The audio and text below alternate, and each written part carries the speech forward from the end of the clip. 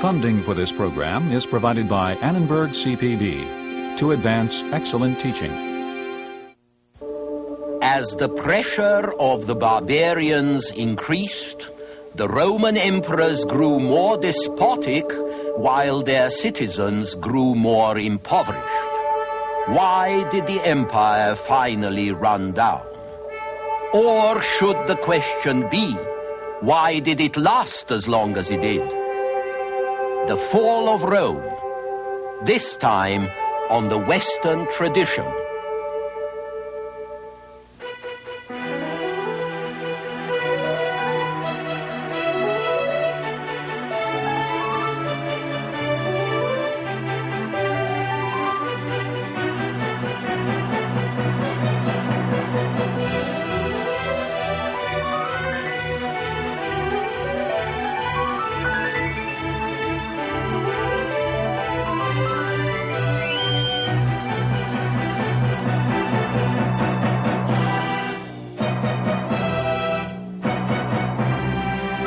And now UCLA Professor Eugen Weber's continuing journey through the history of Western civilization. Last time we talked about the barbarian tribes which contributed to the decline of the Roman Empire, and also about the measures the emperors took to oppose them, which led to further decline. But when you talk about the barbarians, you have to put them in perspective. The population of the empire in the 3rd and 4th centuries was only between 50 and 65 million people, and this was for a realm that ran all the way from the Tyne River in northern England to the Euphrates. So the barbarians were able to have an impact far beyond their numbers.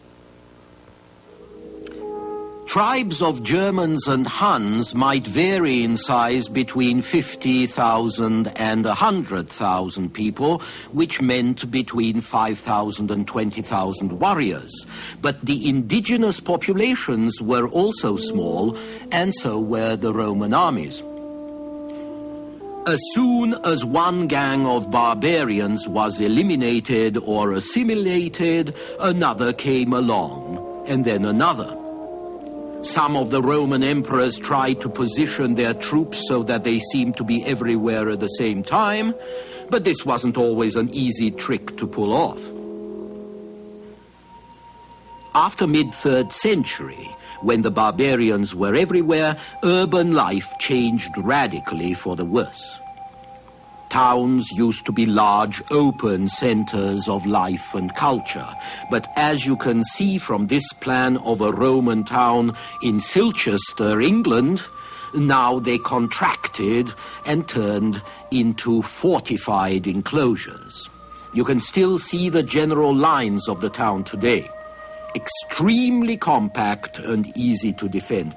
Even a major city like Bordeaux shrank to 70 acres or so during this time.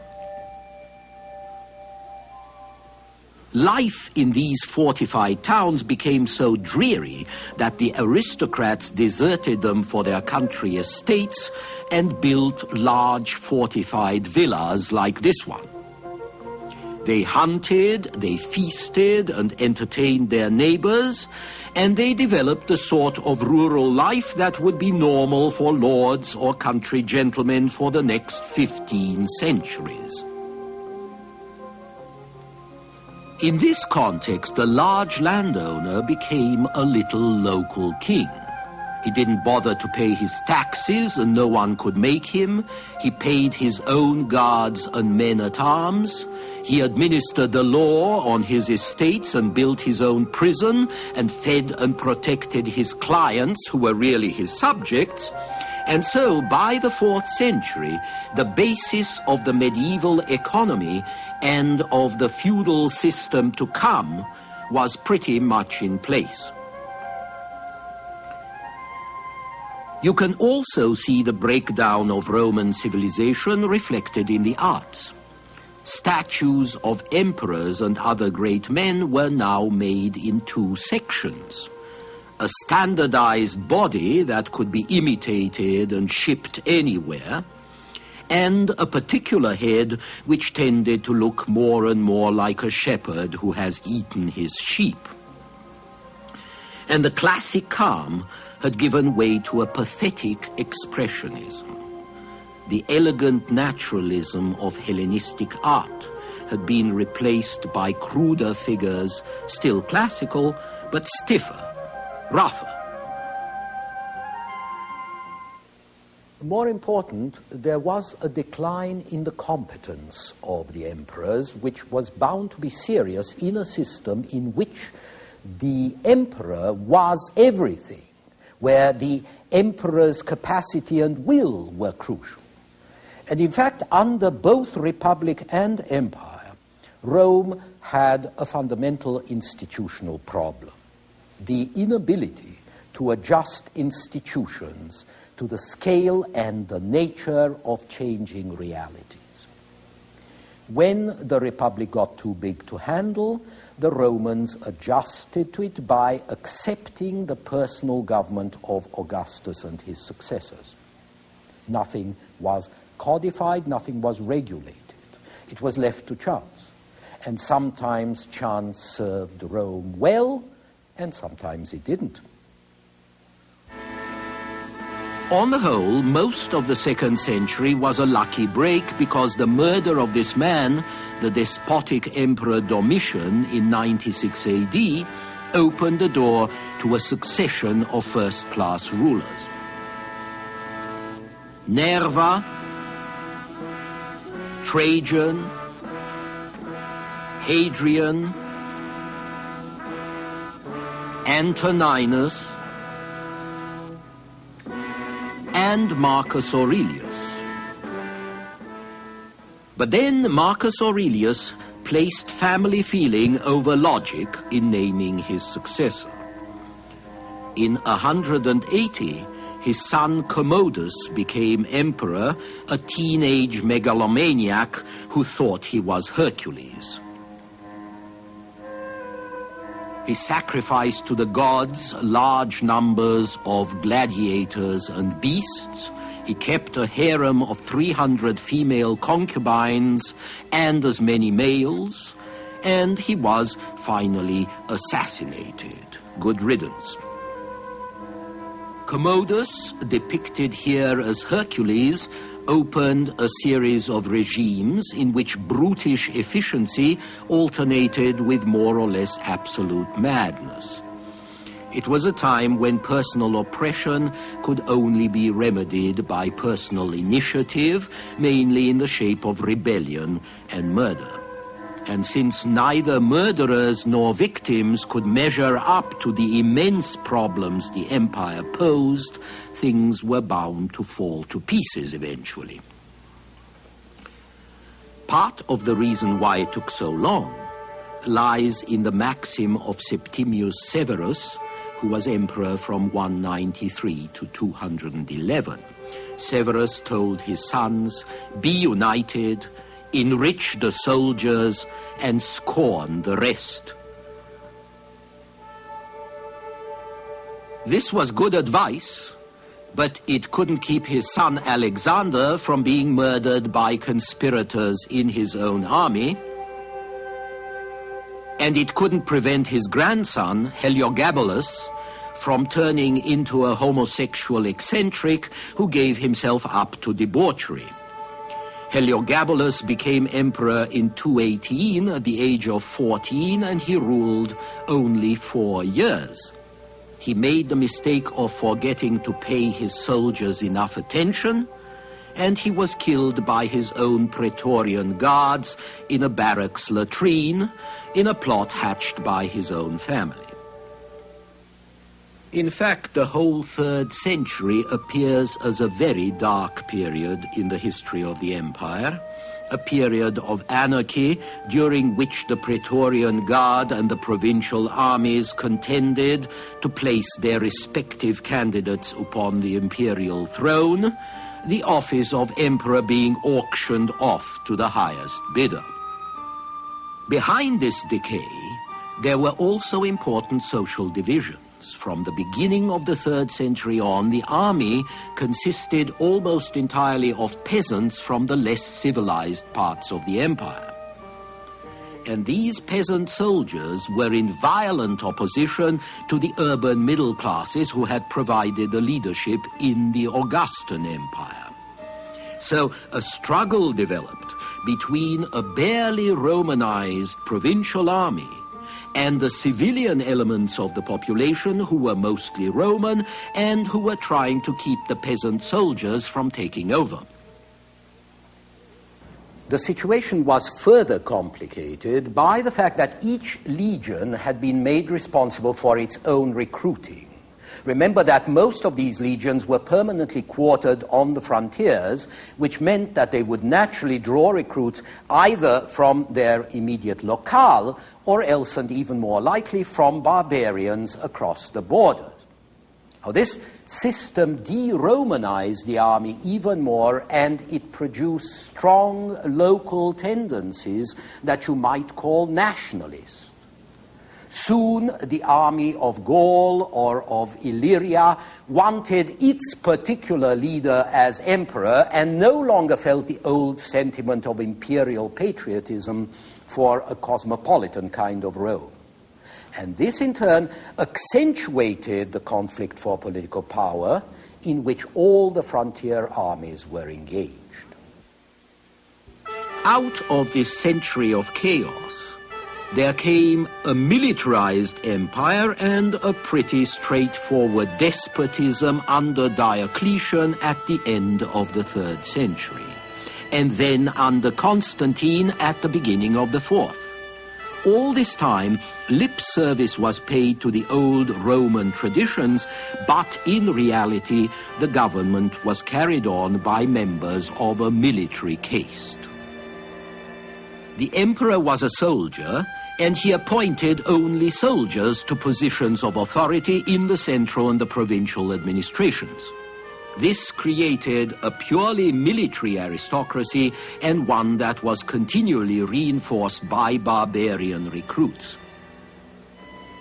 So the later empire was really an oriental monarchy with the trappings of a police state, a realm in which the citizen body no longer pursued its own ends, but became merely the exploited appendage of its so-called defenders, the legions.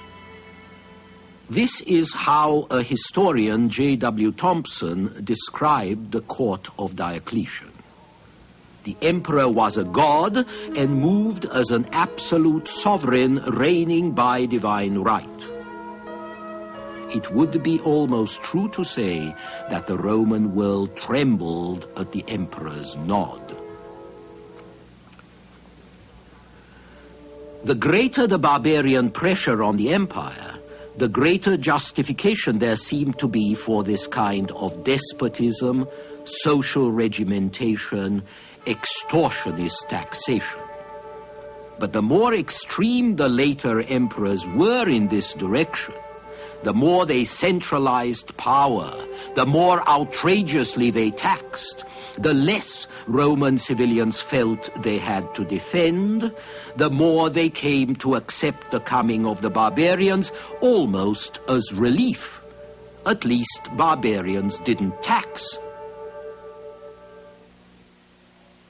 It has always been a problem for a society faced by a serious challenge to decide just what measures it can take and how far it can go in opposing and meeting that challenge.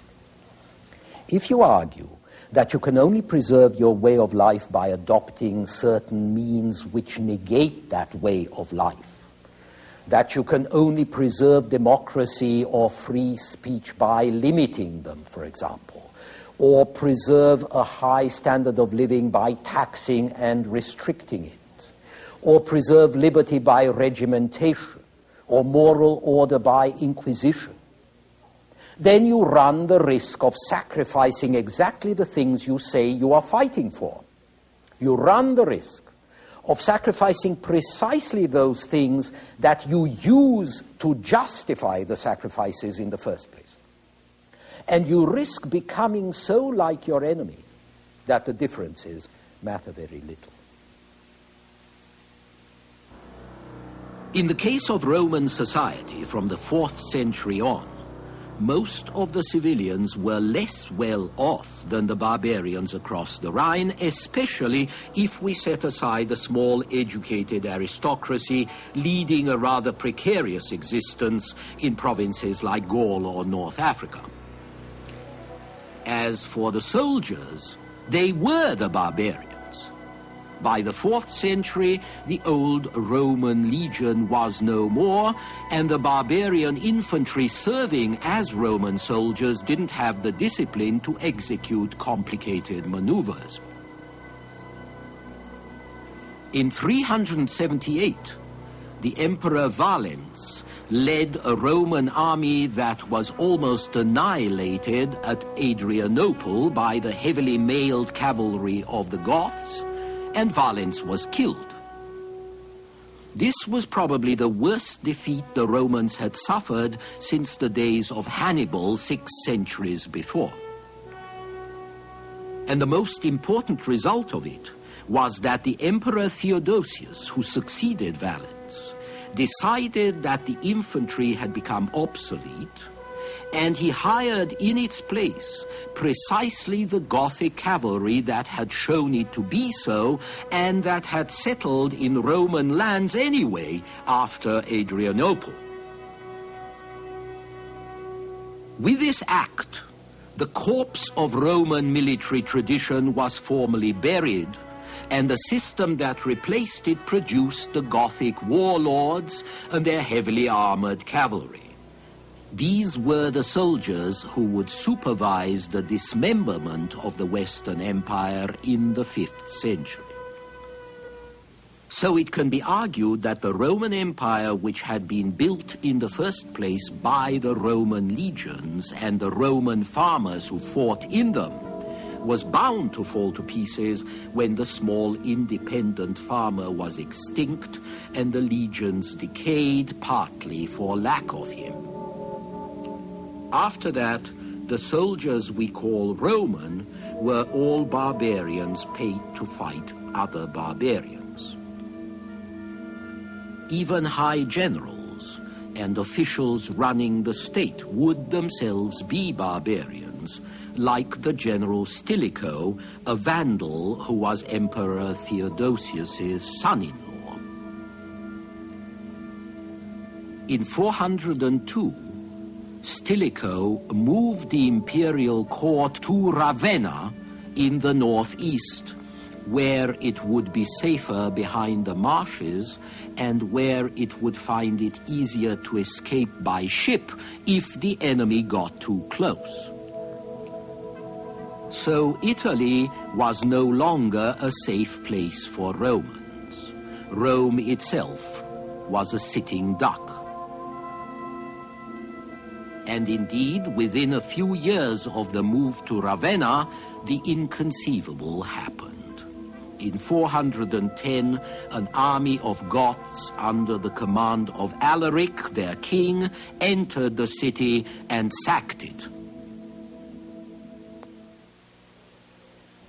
The fall of Rome was the symbol of the fall of a whole civilization, the end of its security, however imaginary it was by then, and the end of a whole way of life. The world one lived in could no longer be taken for granted. Saint Jerome, writing from Jerusalem, commented, "If Rome can perish, what can be safe?" So the end had finally come, and the search for the reasons why began, a search that would fascinate countless generations of historians. Messy politics over the succession of emperors was one reason. So was declining military power, and of course economic strangulation. But there was also a process of sociological decay, which gradually destroyed the foundations of the Roman Empire's strength. And this was, in effect, the victory of the Oriental model of despotic monarchy over the Mediterranean city-state. and the decline of Rome's urban citizen class under the pressure of that Oriental-like centralization and bureaucracy. To understand why that happened, we have to keep in mind that the Roman Empire had never possessed a really homogeneous culture. After it spread out of Italy, the empire was an artificial union of alien social organisms which had been largely brought together by an amazing effort of military and administrative organization. But it was a shotgun marriage, not a love match. In the eastern part of the empire, Rome inherited the debris of Oriental and Hellenistic monarchies. In the west, Rome conquered and assimilated the tribal societies of European barbarians. Although there was a community of culture between cities, the Hellenistic cities of the east and the Latin cities of the west, this unity was superficial and it was mostly limited to a privileged class. It was a society of consumers based on slave labor and on the exploitation of subject classes and subject peoples. As soon as this privileged class was ruined by the economic crisis of the 3rd century and by the loss of its political privileges, the underlying differences between the eastern and western parts of the empire emerged as strong as ever. As it turned out, the West disintegrated totally and only the East survived with its firm base at Constantinople. And that was because the Eastern Empire was more compact and better able to defend itself, but also because the autocratic traditions of the East, even though they destroyed Rome's urban citizen class, were still better suited to running an empire than the decentralized, divisive tribalism of the West being revived by the incoming barbarians. Remember that long before Rome declined, the solution to the anarchy of the late Republic days had been found by appealing to Eastern ideas, one-man rule, God, kings, and all the rest. The Augustan restoration wouldn't have been possible without it. And when Constantine reorganized the Eastern Empire in the 4th century, he made it a sacred monarchy united by religion and based on a hierarchy of clergy and officials. In other words, he led a return to the underlying social and political tradition of the ancient East. In the provinces of the West, however, this tradition was absent. The Western peoples had more in common with the warrior tribalism of the North, with men like this, a Dacian from north of the Danube, than they did with the theocracy of the East. And so eventually the leadership of Western society fell into the hands of barbarian chieftains. Of the greatness that was Rome, only ruins and memories and myths were going to survive in the West. All this took a long time to happen, of course. Even before Rome passed on the torch to Constantinople, she lasted far more centuries than the United States have lasted so far. So perhaps the question shouldn't be, why did the empire come to an end? Since all ancient empires explode or collapse when they get over a certain size and a certain age. Instead, we should probably ask, how come it lasted as long as it did? And there, your guess is as good as mine.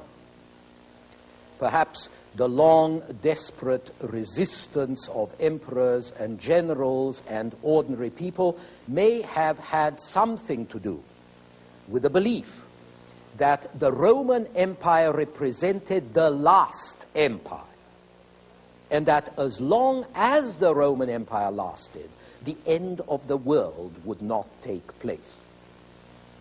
They believed that the empire was the last age of humanity. When it fell, that would be the end of mankind and the last judgment would be upon us. So there was good reason to keep it from ending. There was good reason to pretend that it was alive even when it was dead, and then to revive it as soon as possible, as it would be revived when Charlemagne was crowned Roman emperor in Rome on Christmas Day of the year 800. And although the Holy Roman Empire of Charlemagne and his successors was neither holy nor Roman nor really an empire, it was going to keep the myth going another 1,000 years. But that's another story for another time.